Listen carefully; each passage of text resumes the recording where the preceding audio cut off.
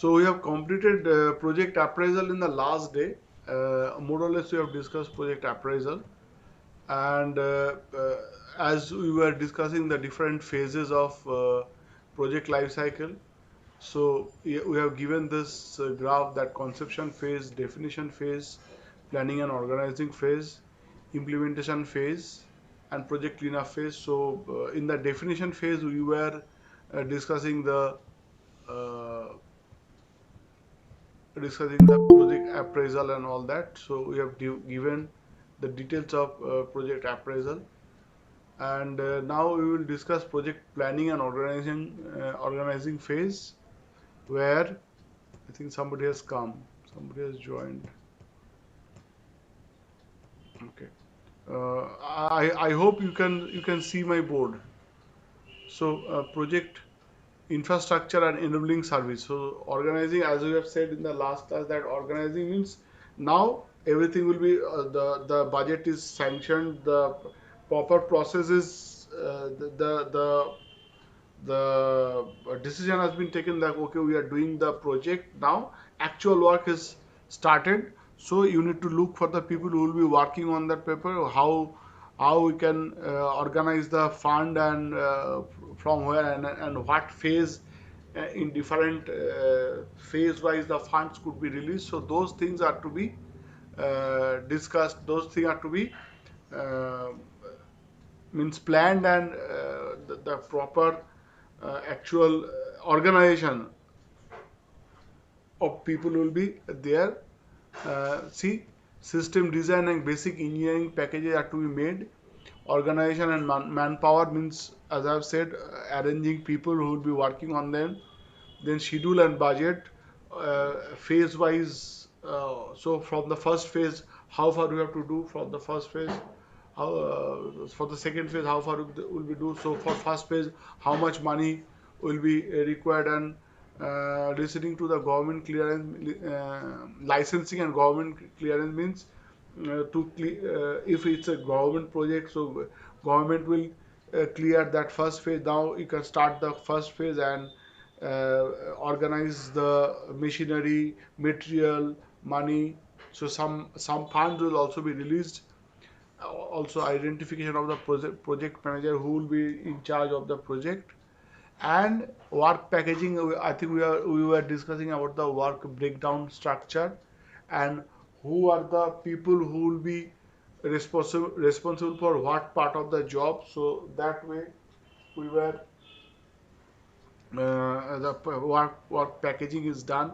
Means phase wise who will be doing what, so given smaller teams will be given responsibility to do a part of the job. Say so whole thing is broken down, say say 5 modules, and 5 modules may be broken down to smaller modules. So 5 modules, one module one team, module two one team, like that. So module one will do their job, and ultimately all the 5 modules will be integrated together. So that is how what is called work packaging. So what will be there in module one, what will be there in module two, like that. If you remember when we have given the example of sisters marriage. So initially we have said, okay, first thing we have to do is to look for the uh, BA body where the marriage will be held. So make that has to be decided first. Then the budget, and budget, after the budget and all those things are done, then the third phase is marketing. So some people will be taking the responsibility of marketing for the, and marketing also has three different parts. Maybe marketing of jewelry, where a lot of money is required, marketing of dress and the bridal things. So those are also important. So different way that, and finally they can be integrated. So that is called that could be termed as work packaging. And site preparation means before actual work is done, readiness, the site has to be prepared. Means if it's a construction project, then uh, the the place has to be cleaned up. The কি বলে the uh, he has to be labeled, the field has to be labeled, there has to be the machinery and construction things to be dumped and kept properly. So these are the things are there which are to be done in the planning and organizing phase. So after planning and organizing is done, starts the actual implementation phase. So this phase is marked by execution of the project along with the controlling and monitoring, as we have said in the last class, that major bulk of work, 80 to 80%, 85% work is done during this implementation phase, and major activities which are uh, actually preparation of specification of equipment and machinery, ordering of equipment, contracting. So actual work, like say the example that we have given, say construction of your house. So construction of your house has a different phases. Initial phases, finding the land, finding a suitable land is the initial phase. Then when you find the suitable land, you purchase the land, that's the second phase. So after that you register that land. Then the third phase is to maybe something like you prepare your building plan and pass it from the municipality from where the building will be made. So after all this is done, their more mental and physical effort is less. But when the actual construction, so the building plan is passed, now you are into the actual construction of your house. So their requirement of effort is much more. So you have to gather more money, you have to gather the people, to gather people, the contract, you have to give the contractor to buy the materials, building materials, start actually they will start digging the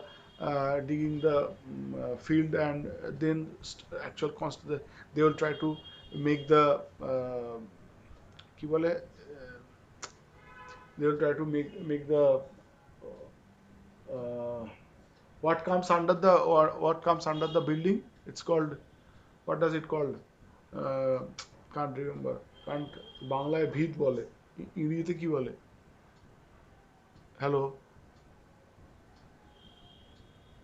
হ্যাঁ, যা, ইংরেজিতে কি বলে ভিতকে, hello, সবাই ঘুমিয়ে পড়ছে, sir base বলে নাকি? না না কি একটা বলে বেসমেন্ট মনে পড়ছে না, বেসমেন্ট না না বেসমেন্ট না, ভিত, আরে কনস্ট্রাকশনের নিচে, বিল্ডিং এর নিচে যেটা নিচে ডিগ করে, it's the ground is dug up and some sir underground under, no no underground space হ্যাঁ, underground space no no no it's আরে নিচে, see there is a চারতলা বিল্ডিং যদি হয়, if it's a three floor, third floor building with 3 floors, whatever, there will be some piling is done underground.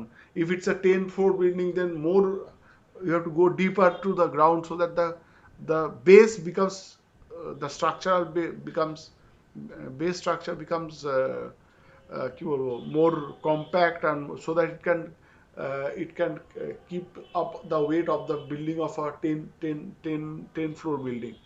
So those things are being done during this particular and actual construction. So first floor, then before doing the first floor, first floor's ceiling is being cast, then the outer boundary wall, then maybe second floor build, so they're phase wise, first floor, second floor. So actual implementation takes quite a lot of time, and more resources are required, money, people, machinery, all those things are required in this implementation phase. And after that, after the building is being done, then the project cleanup phase means final payment has to be made. Then the machineries from where you have taken the, say you have hired, or you have taken lease some machine, so you have to give them back. Then, and also do the audit. I think I've talked about that in the last class. Audit means, so what was the plan, and what are the difference, and why there is difference, and so learn from your experience that what kind of difficulties you faced during the making of the building or doing the project, what was planned and what was actually you have got, and why there is the difference. And if you could do according to the plan, then it's well and good. And I think I have said in the last class that the people will get benefit from that. So gradually the project personnel are shifted to other areas. Outstanding payments are made and dues are collected. So these are the different things that are to be done in project cleanup phase. So if we elements of project management, I think we have already done these things again and again. So I'm not repeating this. Now we have talked about the controlling and monitoring. See, monitoring the implementation to see that the project has not deviated considerably from the predefined targets, budgeted resource at time. This is also important. So while doing the auditing and while doing also, you have to keep monitoring, continuously monitoring the things, what is planned, whether it is going according to the plan. If it is not going according to the plan, so how you can keep it backtrack to the path that is originally planned. And see, it's not deviated considerably from the predefined targets. Otherwise the project may go haywire and may more money could be required, maybe some penalties have to be given. So we have said that time is money. Time, if you can control the time, you can control the cost. So monitoring has to be done to keep the control of time and keep the control of cost. And feedback and revision of objectives means during the implementation phase, if you see some difficulty may come up. If you have seen the today's paper itself, there is a in Joka Metro, some school has said to tweak to change the route, because in that particular phase, in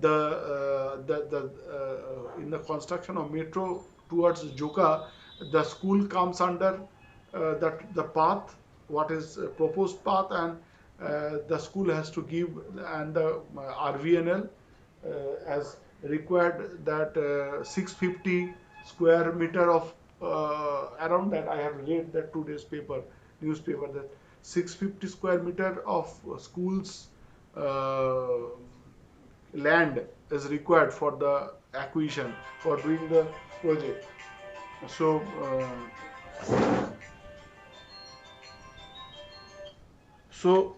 they have said ki now you need to tweak something, some modification is needed to be done. So these are the difficulty that comes during the implementation of the project. So feedback and revision of objectives,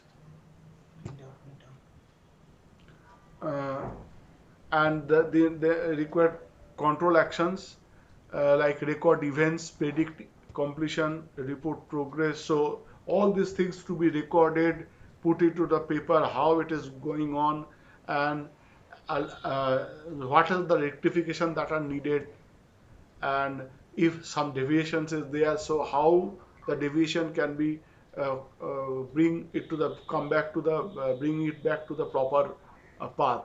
So those are the important control action during the implementation of project management. So the other elements of project management are from policy restriction, government regulation. Policy restriction means certain policies, could be environmental restrictions, could be government regulations, like you cannot do a means depending upon what kind of environment you are, if you know that the tanneries, all in Calcutta, all the tanneries are in eastern somewhere, are placed somewhere in the same place, in the where tanneries means where the skin of the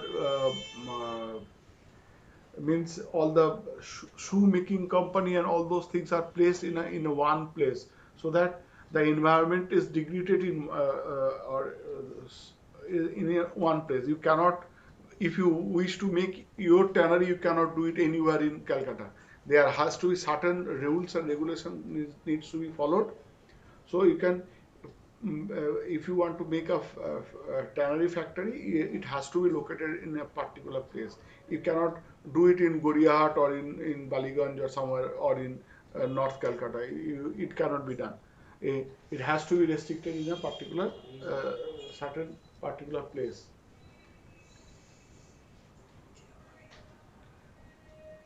Send করেছিস? Okay. Then during the you have to manage staff and select them according to the requirement, what kind of project you are doing, and you have to train them so that they can implement the objective properly, and the proper information should be passed on from the top to bottom, as we have said earlier. The communication, where communication is very important, and unless the proper knowledge of the project, what the company is trying to do, has to be understood by the employees, there will be difficulty in implementation. So lead and manage means there will be people who will be leading the project and doing the job, and manage the project. Then manage client relationship. Obviously, if you are doing it for some client, I think I think Subrodip can help us regarding this matter, because I think he handles certain kind of projects.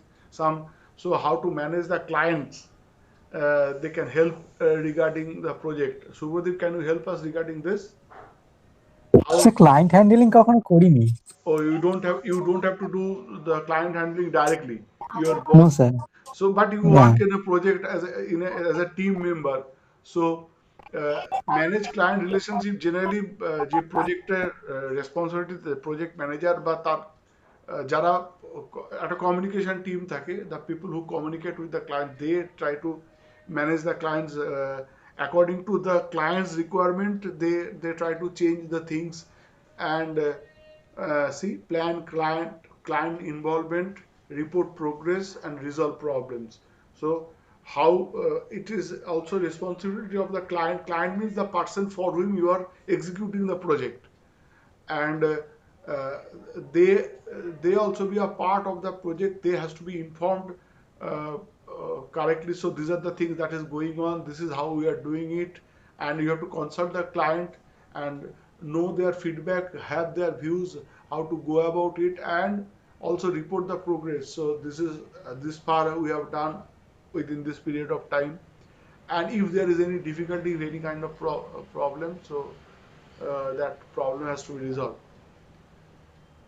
Evaluation either at the end of the project or 3 years after the completion of the project, to gain an insight as to what went right or wrong vis-a-vis predefined objectives of the project, and what lessons can be learned so as to transmit the same knowledge to the other similar or related project to be executed in future. See, this is what I was talking about, the learning curve or project audit.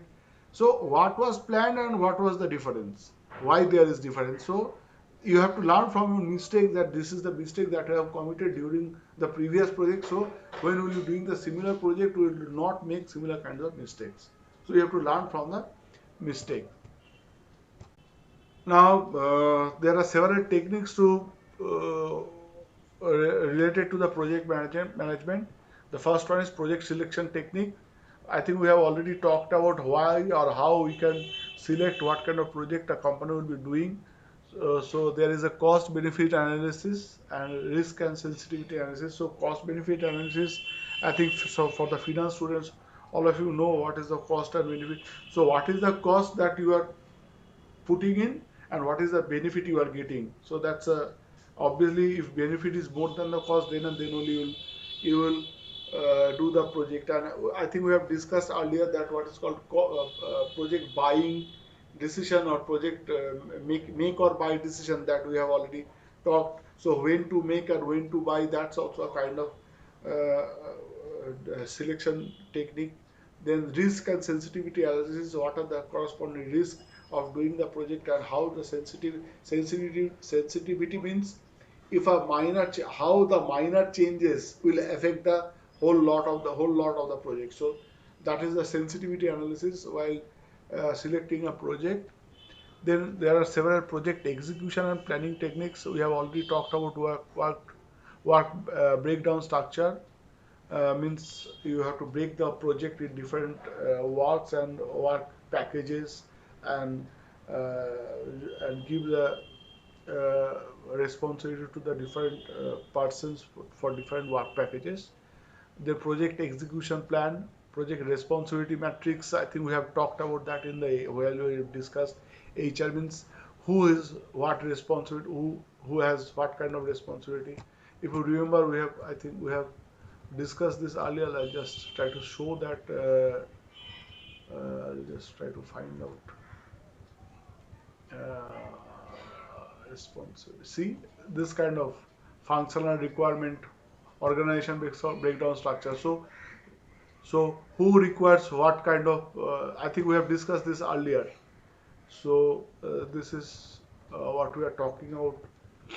Person who's responsible for what kind of activity, or for a particular decision, who will be responsible, and who needs to sign for a particular project part of the project. So project execution plan, project responsibility matrix, and project management manual. So there are manuals available, means code of conduct as well as the working procedures for different kind of project.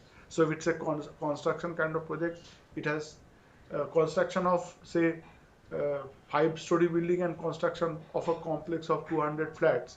That's a quite a different. So different kinds of manuals are available. So and you can follow the manual to execute the kind of project. Then project scheduling and coordination technique, we have already talked about that. Bar chart, project life cycle, line of balance, that will be learning a little bit. Next class will be learning the line of balance part, and that will be the last part that I think is left. Uh, Obviously, we have studied networking techniques part and CPM. Then project monitoring and progressing techniques are project measurement techniques, performance monitoring techniques, updating, reviewing, and reporting techniques. So progress measurement, what is being planned and how it is being progressing. So keep an eye monitoring, and while doing the project, while doing the job, how the performance of the people are affected. So that's performance monitoring technique and progress monitoring technique. So what was planned, how much progress is done according to the plan, and there are several other techniques.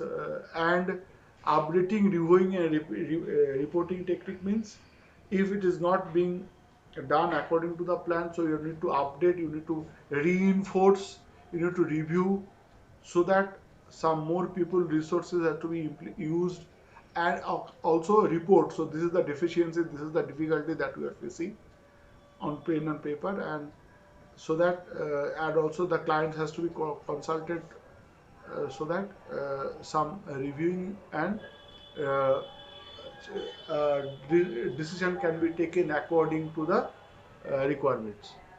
And then project cost and productivity control techniques is value engineering, productivity budgeting technique. Value engineering means we will discuss value engineering also in a separate. So I'm not defining or going into that again. And project communication cleanup technique is obviously control room is there. There is a where from where the project is being controlled, and computerized information system. As I've said, information is vital to every and each aspect of project. So information to be given to all levels of the all level of people who are involved in a particular kind of project, and the better way of communication can be done through computerized information system. So that are the important aspects of project and project different types of communication techniques that are involved in project management. Next, we define what is called zero date of a project. The zero date of a project signals the effective start of the project. Now, what is meant by effective start? Actually, effective start means the implementation start, like where we are not considering the preparation and all that.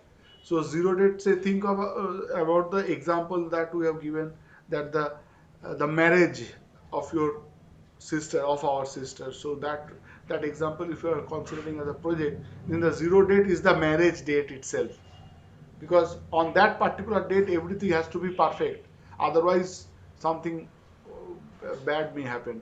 So everything, whatever planned, whatever execution has been already, whatever you are preparing for, that particular day must come at the right point of time, right proper place, properly executed. So if you can do that, do the job on a particular date, then your project will be, then you can say that okay, you have done your project well. So arrangement of finance, infrastructure, facilities, formation of new company, division, government clearance, etc. Besides, time, cost, and technical parameters are fully dealt, designed, established, started by this time. So that means everything is uh,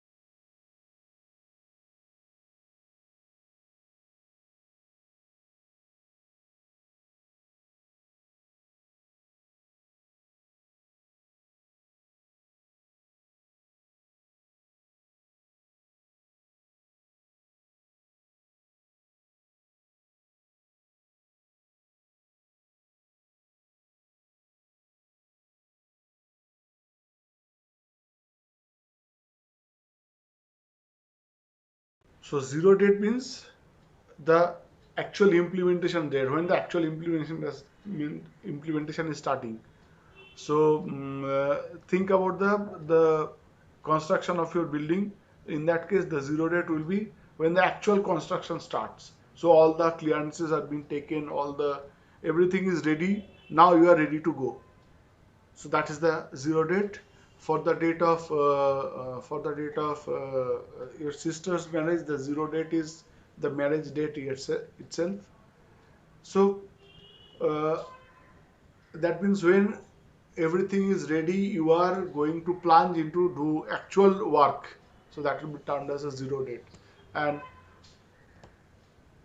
if you can begin well, that is half done. Well begun is half done. So that is how we explain in case of a project. So we have already talked about the pre-project activities, so I'm not uh, and we have also discussed the implementation, that monitoring, resource support, critical issues discussed, and solutions. So these things we have already discussed, so I'm not going into the details. So we have covered, uh, yes, consequences of not using project management techniques. PMT is project management techniques. So what are the consequences if you are not using project management techniques? Means, say, suppose you are not using PART and CPM, then you cannot uh, estimate the what will be the required time, and you may not be able to estimate the cost. So there could be possible delay, possible wastage of resources. uh, yes, quality, if you are not checking the quality of the materials while doing the project, then and cost, there is the quality could be bad.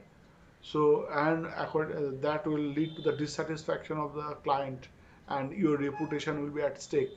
So, if you are not using the project management techniques, so these are the difficulties, these are the problems, that is delay, cost, waste of resources, quality, dissatisfaction, and reputation will be at stake. So, these are the points that may happen if you are not using the project management techniques properly.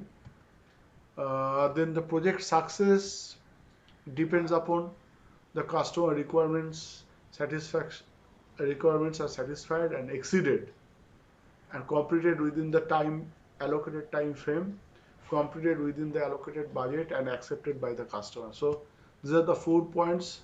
If these 4 points, most of these things are okay, then the project becomes a success. So completed within the allocated time, allocated money, whatever was budgeted, you can complete the job within that period of and whatever the requirements are the customer wanted, you have fulfilled most of them, and whatever you have promised that has been accepted by the customer, then that will be termed as a success. And obviously the other way around, the project will be failure. So project scope creep means you keep on there. There was whatever has been asked, you have done something different. The lack of resource, poor requirements gathering, unrealistic planning and scheduling. So I think if you remember, we have shown that particular figure. If you, I'll just go back to that particular figure where we have talked about. Just wait. I'm trying to find out where did it go. It's quite a lot of. See, we have talked about this. See, errors in specification, waste. So if you are in this within this particular zone, then the satisfaction part. So, and if you are other zone, then there is unsatisfaction, and you can they can be said that the project is failed, like this. So customer needs a simple hand trolley, but you have given a tractor with a lot of cost, a lot of wastage of time, wastage of resources. But maybe you have delivered a better product, but actual requirement was something different. So that can also be termed as a project failure. So that can also be termed as a project failure. Now we'll discuss role of a project manager. I think before discussing the role of a project manager, I'll just like to say we are still left with a little bit.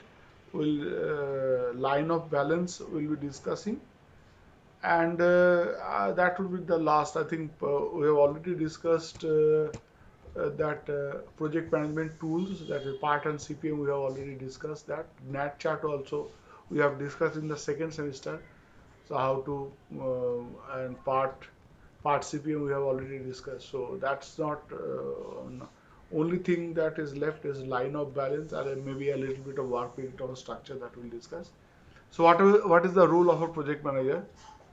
So see, these are the two different ways it has been described: process responsibilities and people responsibilities.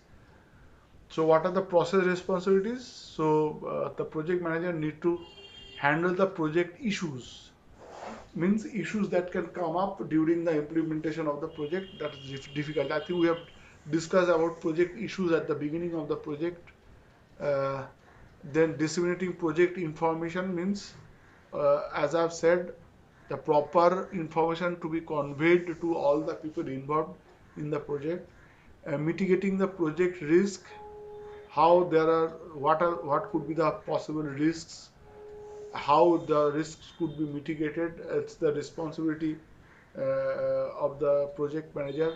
So before the risks can come, project manager should be ready with the if some difficulties they face. So before actually occurring to the difficulties, the project manager must be ready with the solutions. If uh, so project risk has to be mitigated by the project manager. He has to ensure the quality of the project or the quality of the job work functions that have been done, the way it has been done. So because the all the most of the applauds he will be getting, and obviously if he is getting most of the applauds, if something goes wrong he will also be getting most of the big bets. So maybe most for the project manager it's a double-edged sword. uh, if the workers are doing fine, the project is going on well, then he will be getting most of the benefits. Then managing the scope, so he should be elaborate and don't go beyond the it's his responsibility that the scope do not go beyond the structure and the purview of the management, as well as do not go away from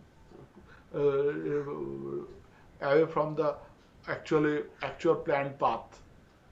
Then matrices means who responsibility matrix. We have talked about the job matrix, uh, the activity matrix, and the time and uh, so monitoring and proper implementation of the project plan has to be done by the project manager, and as managing the overall work plan. So these are the process related responsibilities of the project manager.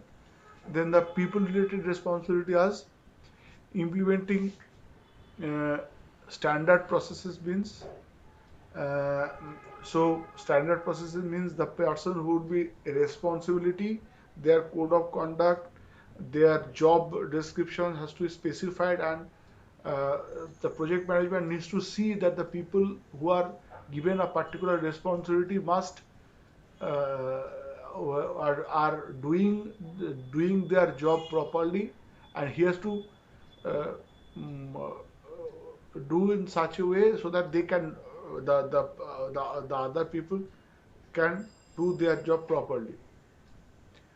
And then establishing leadership skill, obviously the project manager is the leader in that case, so he has to establish the leadership skill. He has to coordinate in such a way with the people. Whatever be the case, it's the people who will be implementing the job. The machineries has to be handled by the people. The work definition, work responsibilities have to be handled by the people. So managing the people is the most important thing.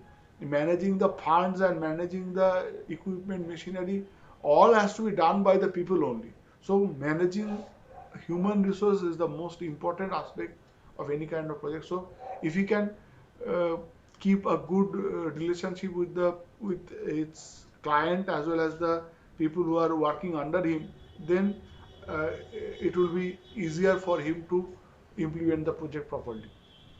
Then setting the expectations means, as we have said, the job responsibilities are given, so he has to specify what are the targets, how to achieve them, and not how to achieve them, how what is expected from his subordinates, and what is expected from him. He will tell what he can do from the subordinates, and also he will specify what he expects from his subordinates. So setting the expectations, setting the priorities right is an important aspect of the project manager. Then team building, obviously it's a teamwork. All of them will be working together. So unless everybody is a team player, it will be difficult to implement the project properly. And communicator skills. As we have said, communication is the basic level of communication, as well as proper information should be communicated to all levels. So handling people oriented responsibilities are also a major part of the responsibility of the project manager.